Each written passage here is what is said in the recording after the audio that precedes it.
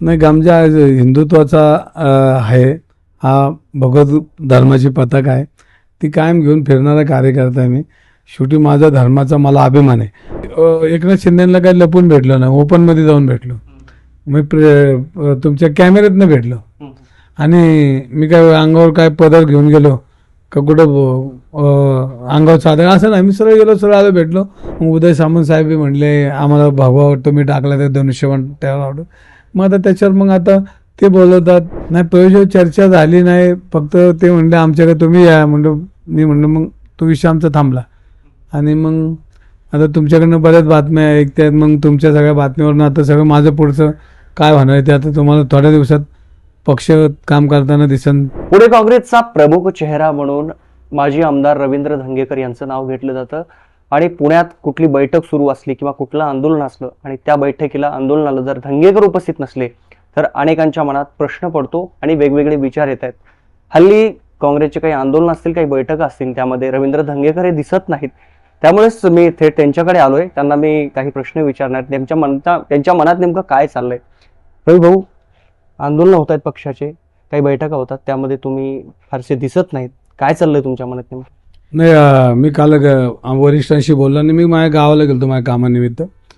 आणि त्यामुळे मी त्यांची परवानगी घेतली होती. पण मी सगळ्यात बैठकीला तसा असतो बऱ्यापैकी. आणि पक्षाचे आंदोलन आता झालं. पण परवा मी स्वारगेटच्या प्रकरणात बोललोच की पक्ष कोण नाही बोल, पण मी बोललो ना स्वारगेटच्या प्रकरणात. मी पक्षाची बाजू मांडताना मी मांडतोच ना. म्हणजे असं नाही की पण तुम्हाला निमंत्रण येत आहेत? नाही, निमंत्रण असतात, सगळे मला फोन असतात प्रत्येक मिटिंगला. आणि मी त्यांचा तसा रिप्लाय असतो. माझा डायलॉग चालू आहे. पण पाठीमागं तुमच्या जरा शिवसेनेमध्ये प्रवेश होणार अशा चर्चा सुरू होत्या, तेव्हापासून कुठेतरी पक्षाची हे बदलले का थोडंसं, म्हणजे निमंत्रण देणं किंवा तुम्हाला काही टाळाटाळ करणं असं काही जाणवतंय का तुम्हाला? नाही, कोण टाळत नाही. मला उलट पहिलं निमंत्रण असतं. बहुतेक माझं पहिलंच नाव असेल मी निमंत्रणला, पहिला मला फोन असतो. पहिला तुम्हाला तुम्ही उदय सामंत यांची म्हणजे भेट घेतली, म्हणजे बर्थडेलाच आले होते ते. त्यांनी पण परत सांगितलं की धंगेकर आमच्या सोबत आले तर आम्हाला आवडेल. त्यांनी विनवणी केली तुम्हाला. तुम्ही काही विचार करताय की नाही गांभीर्याने त्यांचा? नाही, ते मित्र आहेत आणि त्यांना एक मित्र सहकारी कोणाला नको वाटतं की धंगेकर तसा सगळ्यांना आवडता माणूस. ते मित्र आहेत, पण सहकारी मित्र कधी व्हायचंय? नाही, तसं काय अजून माझ्या डोक्यात नाही. आणि मी जेव्हा करणार आहे तेव्हा काही लपून करणार नाही आणि लपून येणार नाही, लपून जाणार नाही. सगळ्यांना सांगूनच जाईन गेलं तरी. किती प्रतीक्षा करावं लागेल पुणेकरांना हे नवीन एका नवीन पक्षात नवीन स्टाईलने पुन्हा एकदा रवींद्र धंगेकर शिवसेनेचा गमजा गळ्यात घालून बघायला मिळतील? नाही, गमजा हिंदुत्वाचा आहे. हा भगवत धर्माची पताका आहे. ती कायम घेऊन फिरणारा कार्यकर्ता आहे मी. शेवटी माझा धर्माचा मला अभिमान आहे. पण माझ्या धर्माने हे शिकवलं नाही की समोरच्या धर्माचा अनादर करणं किंवा त्यांना मान सन्मान न देणं, त्यांना अपमानित करणं. माझ्या धर्माने कुठं माझे ग्रंथ तुम्ही कुठलाही ज्ञानेश्वरी वाचा, तुकाराम महाराज वाचा, गाथा वाचा, कुठलाही वाचा, त्याच्यामध्ये विरोधकांना सुद्धा सन्मानाने वागवा आणि त्यांना आपलंसं करा. हे आपली संस्कृती आहे. आपण कोणाला दगड मारणं ही आपली संस्कृती आहे. ती भगवा घालणं वाईट नाही. छत्रपतींचा आहे भगवत धर्माची पताका आहे ती. आणि ही सगळ्यांची आहे ती काय एका माणसाला कोणाला आपण आंदन दिली का? ही आम्ही सगळे घालू शकतो, कारण आपला पूर्वज घालतो, आपण घातलं, एवढंच आहे. पण तो गमजा अनेकांना आवडला तुमच्या गळ्यात. नाही, तो कायम असतो माझ्याकडे. तुम्ही माझ्या सगळे कार्यक्रम बघा, गमजाचेच कार्यक्रम असतात. माझ्या निवडणुकीत मी तुम्ही बघा, माझ्या घरात तसंच असतात आणि आहेत. मला माझ्या धर्माचा अभिमान आहे, प्रचंड अभिमान. पण समोरचा जरी अनादर नाही करत. काँग्रेसमध्येच तुम्ही आहात ना सध्या? मग आता तुम्ही काँग्रेस म्हणूनच बोलताय ना. पण भाऊ, काय भविष्यात खरंच सांगतो, म्हणजे काही आहे का विचार असा? ना, असं काय अजून विचार केलेला नाही. मी काँग्रेसमध्ये चांगलं काम करतोय. काँग्रेस पक्ष चांगलं आहे, त्यांच्यावर काम करतो. बरं, आता स्थानिक स्वराज्य संस्थाच्या निवडणुका आता कधी होतील माहीत नाही, पण हालचाली सुरू झालेल्या आहेत. पक्ष म्हणून तुमची काय भूमिका आहे? कारण तुम्ही काँग्रेसचे प्रमुख नेते आहात इथे, तुमचं काय मत आहे? नाही, आता पक्षाची सगळे वरिष्ठ बसून तो निर्णय घेतील. काही त्याच्यासाठी लोक जबाबदाऱ्या दिल्यात. पक्षाचा आढावा बैठका होतात, मिटिंगा होतील. मग एकत्र लढायचं का, सगळ्यांना घेऊन लढायचं का, महाविकास आघाडी म्हणून लढायचं, ही सगळी चर्चा होईल. पण चर्चा होताना कार्यकर्ते डोळ्यासमोर ठेवून स्वतः एवढे मोठे ह्या पद्धतीने आपण बघितल्याच निवडणुका. म्हणजे पूर्वी निवडणुका ह्या लोकशाही पद्धतीने व्हायच्या. आजची परिस्थिती दिसत नाही. आणि तुम्ही आता प्रेसची लोक आहात, तुम्हाला ही सगळ्या गोष्टी माहिती आहेत, निवडणुका कशा होतात आणि कशा नाही.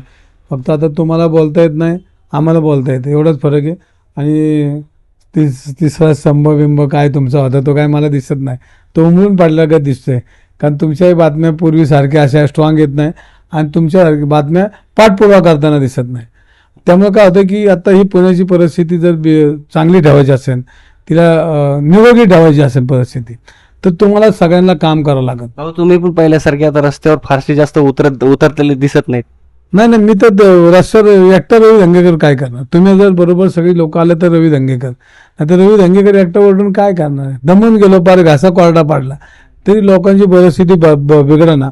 आज सगळे मिळून माझ्यावरच अटॅक होतोय, सगळेच म्हणजे जेवढ्यांवर मी बोलतोय अटॅक माझ्यावर होतोय. म्हणजे मी प्रेसवर काही हे नाही, ॲलिगेशन करत नाही, पण प्रेसच आता वाचू शकते ह्या देशाला, या महाराष्ट्राला आणि पुण्याला. कारण प्रेसच आता एकच आवाज आहे. पण तो प्रेसचा आवाज आता काय कुठं जरा चुकतोय, कुठं लपतोय हे बघायला लागेल. कारण पहिलं एखादा पेपर काढला तर असं वाटायचं हा पेपर हा लोकशाहीवादी किंवा हा खरं बोलतो. पण तोच पेपर आता असा कुठंतरी गटांगळ्या खाताना दिसतो आणि तो आपल्या समोर असतो पण तोही बोलत नाही. म्हणजे अशी परिस्थिती. ह्या सगळ्या गोष्टी सगळ्यांनी सावरल्या पाहिजे. ह्या देशाला सावरायचं आहे आणि भविष्य पिढीला सावरायचं आहे. म्हणजे आज निवडणुका संपल्या, हिंदुत्वात झाला, आमका झाला, हे झालं, ते काम. आमच्या पोटाला काय आहे ह्याच्यावर कोण बोलतच नाही. ह्याच्यावर आता आमची नवीन पिढी काय होणार आहे ते परमेश्वर माहिती. नवीन प्रदेशाध्यक्ष तुमचे आता सपकाळ म्हणून आलेत, त्यांनी तुम्हाला फोन केला किंवा भेटली का, काही सांगे सूचना केल्या तुम्हाला? नाही, आम्ही भेटलो, त्यांची आमची बैठक बी ठरली. आता मी भेटणार बी आहे. आणि सपकाळ साहेब माणूस एकदम प्रचंड हुशार आहे, सर्वसामान्य कुटुंबातला आहे, समाजामध्ये वावरणार आहे. 5 तारीख कुठली त्यांच्या डोक्यामध्ये हवा नाही आणि त्याच्यामुळे अशा लोकांची गरज आज पक्षाला आहे. आणि पक्ष नेतृत्वाने अत्यंत चांगला माणूस हा पक्षाला दिला आहे. त्याच्यामुळं जी 5 तारीख आता सगळ्यात पक्षात आले, म्हणजे नेते आले तर 5 स्टारमध्ये बसतात, 5 स्टार खातात, 5 स्टार झोपतात, म्हणजे सगळं एकदम लग्न झालं. पण तो माणूस मी माहिती घेतली की ऑफिसमध्ये येऊन आपला आराम करून पुढं प्रवास पक्षासाठी करणं असा माणूस वाटला. लय दिवसांनी असा अध्यक्ष पक्षाने ती वाढ होईल असं वाटतं माझ्यासाठी. तुम्ही एकनाथ शिंदेची भेट घेतली आणि त्यांच्याकडे काही मागण्या केल्या, अशा अनेक बातम्या प्रसारित झाल्या. खरं काय, नेमकं काय मागण्या केल्या आणि भेट झाली, काय बोलणं झालं? नाही काय, मी एकनाथ शिंदेला काही लपून भेटलो नाही, ओपनमध्ये जाऊन भेटलो. मी तुमच्या कॅमेऱ्यातनं भेटलो. आणि मी काय अंगावर काय पदर घेऊन गेलो का कुठं अंगावर चादर असं नाही. मी सरळ गेलो, सरळ आलो, भेटलो, माझं काम होतं, मी त्यांच्याशी बोललो, त्यांनी माझ्याशी बोलले आणि आमची साधेपाधे चर्चा होऊन आम्ही पुढं निघालो. पण ते काय आता शेवटी पक्ष आणि बाकीच्या गोष्टी आहेत. मग उदय सामंत साहेब म्हणले आम्हाला भागवा वाटतं, मी टाकला ते धनुष्यबाण त्यावर आवडत. मग आता त्याच्यावर मग आता ते बोलवतात आणि कोणाला वाटत नाही की आपले सहकारी पक्ष वाढवचे ते तर काम करतात. शिंदे साहेब बोलले का तुम्हाला या म्हणून? नाही, विषय तो नाही. त्यांनी उदय सामंत तुमच्याशी बोलले, म्हणजे उदय सामंत शिंदे साहेब ते काय आता तुम्ही ते तुमच्याच प्रेसमध्ये आहे. पण मी आपलं पक्षाचं काम करतो, काँग्रेस पक्षाचं काम करत आहे. अशा चर्चा होत्या, तुम्ही काहीतरी अटी टाकल्या, काहीतरी मागण्या केल्या त्यांच्याकडे, काय खरं आहे का ते? अटी टाकायचा समज, जायचंच नाही तर अटी कुठं नाही येणार. पण चर्चा झाली काय पण प्रवेशावर नेमकी? नाही, प्रवेशावर चर्चा झाली नाही. फक्त ते म्हणले आमच्याकडे तुम्ही या, मी म्हणलं मग तो विषय आमचा थांबला. आणि मग आता तुमच्याकडनं बऱ्याच बातम्या ऐकतात, मग तुमच्या सगळ्या बातम्यावरनं आता सगळं माझं पुढचं काय होणार आहे ते आता तुम्हाला थोड्या दिवसात पक्ष काम करताना दिसन, जोराने काम करताना दिसन काँग्रेसमध्ये. पण तुम्ही एक स्टेटस ठेवून असं बोलले की आता अनेकांनी रवींद्र धंगेकर हे नाव ऐकण्याची तयारी ठेवा, म्हणजे काय पुढे काळात काही होणार आहे का वेगळा राजकीय विचार? हे सगळे जे स्टेटस आहेत ना, हे हे सगळे कार्यकर्त्यांचा हा सगळा विषय आहे. आणि कार्यकर्त्यांनी काय भगवा टाकला, काय श्रीराम म्हणले, कोण काय. आपण प्रभू रामचंद्रच आहे, आपण त्याचे वंशजच आहे, छत्रपती आहे. आपण सगळे एका त्यांचे वारसा आपल्याला लाभलेला आहे. त्यांचे विचार, त्यांनी केलेलं काम, त्याचेच अंश आपण सगळे आहोत.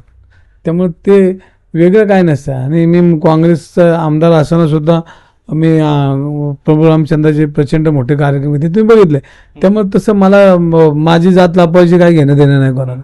आणि मी हिंदू आहेच, त्यामुळे वाईट ना. पण मानवतावादी, मी समोरच्याचा आदर करणार आहे, सगळ्यांना प्रेम करणार आहे. शेवटी आमच्या कुठलाही ग्रंथ काढा, त्या ग्रंथाच्या आतमध्ये मानवतावादाचे. त्यांनी असं दुश्मनाला बी त्याच्या आपल्याबरोबर घ्या की त्याला त्या पद्धतीने मागू, असा धर्मग्रंथ लिहितो, सगळ्या गोष्टी लिहितात. त्यामुळे त्याचं हे जे चाललंय ह्याला मी सहमत नाही. मी हिंदू आहेच. शेवटचा प्रश्न भाऊ, तुम्ही एक ट्विट केलेलं आहे सकाळी, गुन्हेगारी संदर्भात होतं राजकीय नेते, काय त्याचा काय अर्थ आहे नेमका? नाही बघा, जो प्रकार बीडमध्ये झाला आणि त्या बीडमधनं काय जे समोर येते त्याच्यामध्ये ज्या पद्धतीने चुकीच्या पद्धतीनं नेते जर वागत असतील तर तो पक्षावर परिणाम होतो आणि पक्ष झाला तर ते साहजिकच त्याचे प्रमुख सगळे त्याच्यामध्ये दोषी धरले जातात. तर आपण कोणाला ताकद देतोय, कोण काय करतंय, कशासाठी त्या पक्षाचा वापर होतोय, का त्याच्या गुन्हेगारीकडे जातंय, का तिथं गुन्हेगार पोचले जातात, का समाजाचं कामच होत नाही. त्याच्यामध्ये सुरेश धस म्हणले इतक्या कोटीचा भ्रष्टाचार झाला, तितक्या कोटीचा भ्रष्टाचार झाला, कामच झाली नाही, बिलं काढली, हे सगळं तपास कोण करणार आहे? आणि जर हा तपासच होणार नसेल, एक आमदार ओरडतोय तर त्याकडे दुर्लक्ष करून जर अशा पद्धतीचं जर आम्हीच खरे आणि पुढे नेत असेल तर ते पक्षप्रमुखांचा तो पराभव असं माझ्यासारखा कार्यकर्ता समजा. जर एवढे मोठे जर भ्रष्टाचाराचे आरोप होत असेल त्याची चौकशी का होत नाही? मग आपले मुख्यमंत्री तर आपण होतो देवेंद्र फडणवीस साहेब, जे चुकतात त्यांना सोडत नाही. मग एवढा मोठा भ्रष्टाचार झाला त्याचं काय झालं? जर त्या कामं बिलच काढली, त्यावर कोट्यवधी रुपयेच घेतले, ॲडव्हान्स बिलं दिली, तर मग ह्याच्यावर त्यांनी केलं काय? आणि मग हे जर करणार असेल तर सत्ताच जर भोगायची असेल तर महाराष्ट्राला काय मिळणार नाही. ह्या महाराष्ट्राला भ्रष्टाचारी सरकार मिळेल. मागे कोथरूडमध्ये एक बॅनर लागलं होतं की कोथरूडचं बीड करू नका. तुम्ही सातत्याने या गोष्टीवर किंवा पोलिसाच्या कामकाजावर प्रश्नचिन्ह उपस्थित करत असता, ते भांडत असता, कसं पाहता या सगळ्या गोष्टीकडे? आता हे जे बोर्ड लागतात ना, हे सत्ताधारी पक्षातले कार्यकर्तेच लावतात. कारण त्यांच्या लक्षात आलं की या सत्तेमध्ये आपल्याला काय बोलता येत नाही आणि सगळ्यांची कुचंबना ह्याच्यामध्ये, मग हेच बोर्ड लावतात. शेवटी त्यांना काहीतरी बोलायचं त्या बोर्डाच्या माध्यमातून बोलतात. हे सगळे सत्ताधारी कार्यकर्ते लावतात की त्यांना बोलता येत नाही, ह्या निमित्ताने बोर्डाच्या निमित्ताने ते बोलत असतात. नक्कीच. तर हे होते माजी आमदार रवींद्र धंगेकर. त्यांच्या मनात काय चालू आहे, एकनाथ शिंदेची त्यांनी भेट घेतली, शिवाय महाराष्ट्रातील काही प्रश्न आणि पुण्यातील प्रश्नावर त्यांनी सडेतोड आपलं मत मांडलेलं आहे. Vishnu Sanap, let's up Marathi, Pune.